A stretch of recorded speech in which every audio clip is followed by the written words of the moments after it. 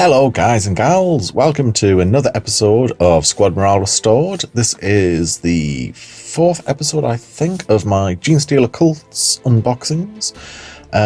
My name is Daniel, and let us have a look at what is in front of us. This is the devastation, just look at the devastation, of my attempts of opening these things. I really wish that it was slightly easier to get into, but let's put aside all this merry chat and have a look at what we've got for us today.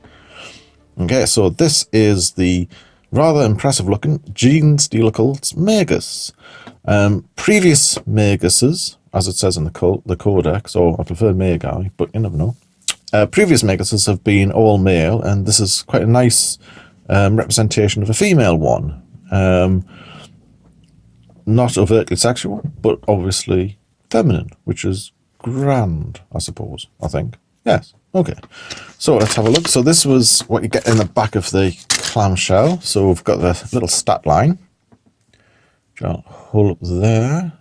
Not too bad. We're still quite a fast mover at 6 inches. Weapon skill 3, ballistic skill 3, not too bad.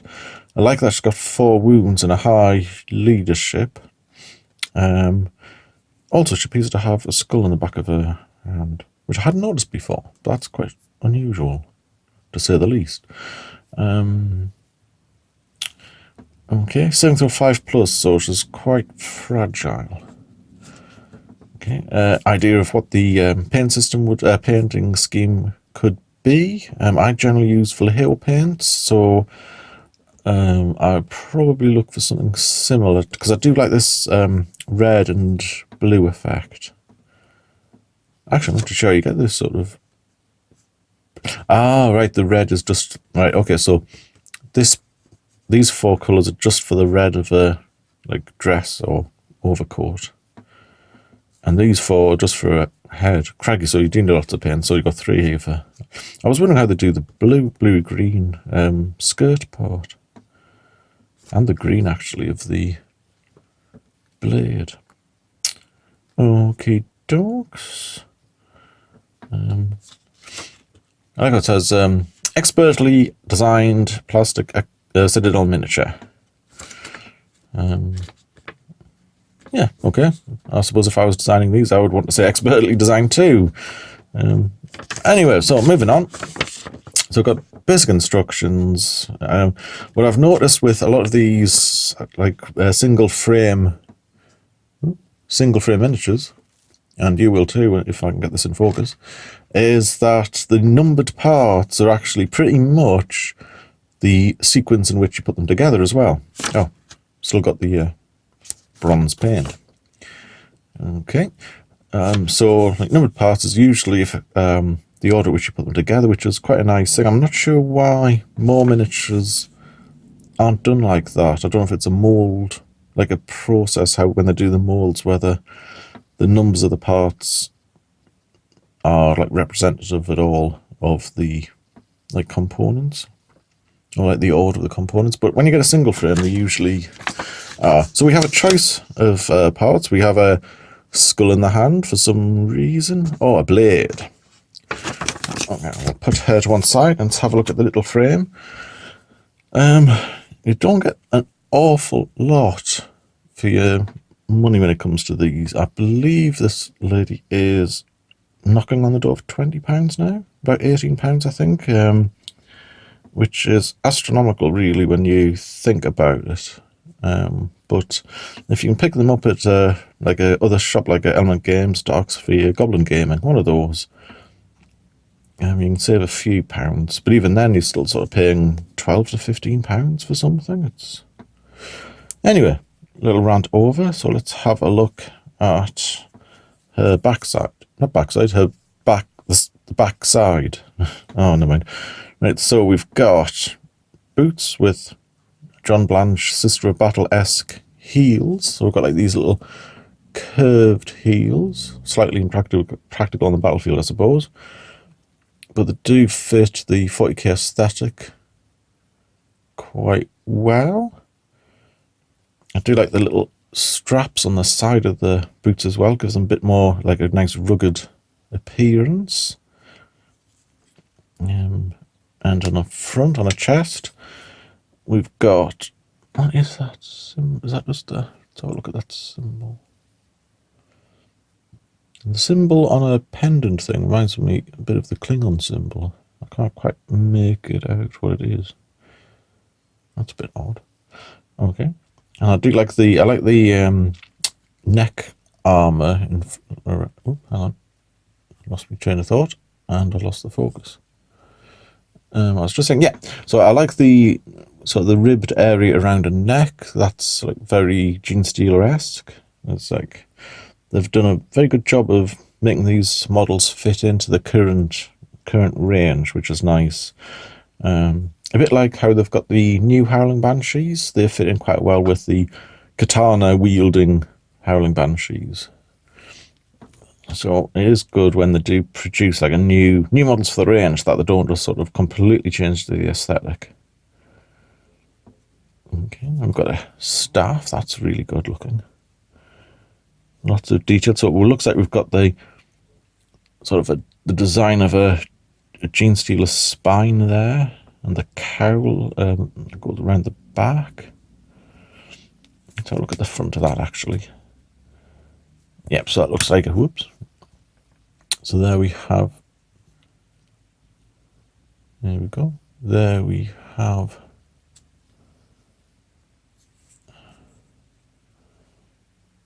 just having a closer look. Yep, so we've got, that's really good actually. So it's got the like Genestealer face and tongue sticking out. I think in this iteration of the game they've gone away slightly from the Aliens film. I was going to say rip-off, but for like impregnating and creating new Genestealers, not new Genestealers, but like new, like hybrids and things. They don't sort of stick the tongue down the throat and like that anymore. There was something. There's some remarks about Genestealer Patriarch turns up. Next thing you know, you've got humans carrying Genestealer DNA and traits about, without actually saying how they get them. Not too sure why it's been couched in those terms. Potentially, aliens raping humans might not go down too well. But this is 40k and these things happen. I sound a bit blasé about it, actually. This is why we have the Space Marines and Imperial Guard to get rid of these filth. Oh, the filth. Okay, so there's a head. Can I get this any closer without completely destroying the focus? Just about. That's a really well captured noggin. Yeah.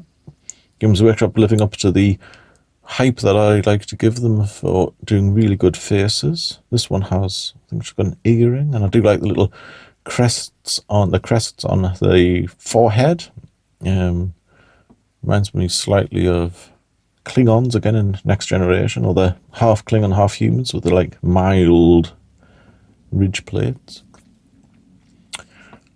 We have a fairly good pose with the legs as well. There is not a risk, but there is always the word, well, not a worry, but there's always the situation where you have like overtly sexualized miniatures, which kind of just annoys me, especially if they're not intending to be. I mean, this person is sort of like a psyker and pretty much the closest arm to the patriarch, which is not trying to seduce anybody in this pose, although the character of this kind of Magus would do that. But at the moment, she's fully armed and wielding a staff, and she's got better things on her mind. Okay, I do like this. I'm not sure what these are called. These like long loincloth type things. That terminates in the old Genestealer Cult icon. Nice little design touch, really. what does it look like? That's on, actually, that's on the back side of it as well. That's not the front. So definitely recommending you to paint this before assembly. The dagger, let's have a look at the dagger. So the dagger itself, lots of detail. You can see a hand on it as well. Yeah, and they're like a gem. I wonder if it's like a power blade. It actually looks very Eldar-y as well. Another thing I love about this particular model is the huge sort of cowl type thing, or actually I'm not sure what that's called either. Oh, dear me, I'm doing a very good job of this today. Sort of this very large back thingy that goes behind the Magus's head. Adds a bit of height and makes the model more imposing. Okay, let's turn this back over. So again, we've got this. So this is like an exaggerated shaped back part of the, I'm going to say cowl. So it's like an exaggerated form of this that you see on the normal Genestealer hybrids. But yeah, it adds a load of extra sort of height to it. Again, we've got nice, can't we get this in focus? There we go. Got some nice little lined bits or louvered bits at the, like, I think that must be like a breathing pack or energy pack for the suit. Like little vents. Lots of detail on the collar parts, like the pauldrons. Or collars, rather. It's just always nice to see. The cloak. Got some gubbins there. Yeah, pretty good looking model. Yeah, I do hope this isn't the last of the models that Games Workshop does for the Genestealer Cults. I know they sort of tend to do like a release maybe every month of new bits and bobs for each army. So I just hope I haven't seen the last of these for a while. It'd be nice to get some more new stuff. They are doing, I think the Codex Turners is coming out shortly as well. I'm wondering if they're going to overhaul the Genestealers, because that would be nice, because those sculpts are really old, and I think would benefit immensely from seeing what the designers of the year could do for them. So, as always, guys, let me know in the comments what you think of these models. Do you think that they are better than the normal ones, or are you annoyed that they're all coming out as like little sprues, but with all this kind of packaging and stuff and just making them very expensive? Yeah, I'd love to read what you guys put, so, and I'll always try to leave comments. I'm going to try to be more punctilious, I think is the word for it. So if you leave comments, I'll definitely read them, and I'll try to reply as soon as possible. And that's pretty much it for today. So if you would like to find out more, please hit the notification for notifications and subscribe. And I'm hoping to shake this cold very shortly. I'm kind of doped up with various remedies, so I'm not quite on top form today. Okay, enough of that. So until next time, guys, you take care of yourselves and happy hobbying. Bye for now.